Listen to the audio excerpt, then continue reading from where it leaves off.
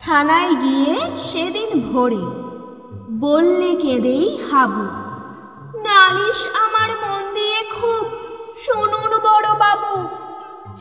চারজন ভাই আমরা, একটা ঘরেই থাকি।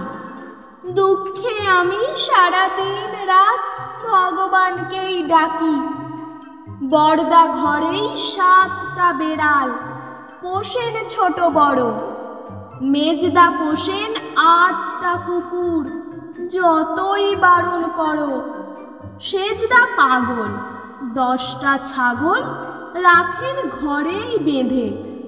গন্ধে তাদের প্রাণ যায় যায়, মরছি কেঁদে কেঁদে।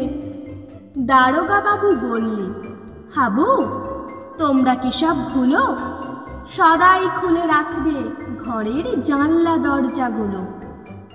শুনেই হাবু বেজায় কাবু, বললে করুণ সুরে, 150 পোষা পায়রা আমার যাবেই যে সব উড়ে।